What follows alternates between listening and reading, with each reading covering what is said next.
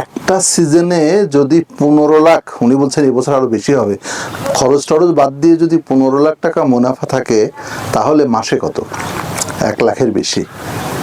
1 লাখ টাকা বেতনের চাকরি পাওয়া চারটিখানি কথা না, তাহলে লাভ কোথায় বেশি? সহজ প্রশ্ন। সেই জন্যেই আমাদের তরুণরা তারা যেন ভাবেন, চিন্তা করেন একটু সময় নিয়ে, যে আমরা কি শুধু চাকরিই করব, অন্যের চাকর হব, নাকি নিজেরা কিছু উদ্যোগ নেব। নিজেদের উনি বলছিলেন যে নিজের জমি না থাকলেও সফল হওয়া যায়, জমি বন্ধক নিয়ে সেখানে উদ্যোগ নেওয়া যায় এবং একসময় নিজের জমিও হয়। অর্থাৎ ইচ্ছে থাকলে উপায় হয়।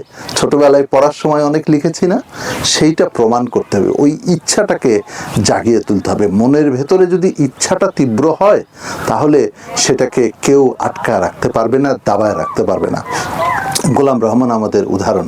এরকম আরও গোলাম রহমান তৈরি হোক, তরুণ প্রজন্মের মধ্য থেকে এগিয়ে আসুক এবং আমাদের কৃষি সমৃদ্ধ হোক, বাংলাদেশের অর্থনীতি মজবুত হোক, আমাদের খাদ্য নিরাপত্তা জোরদার হোক।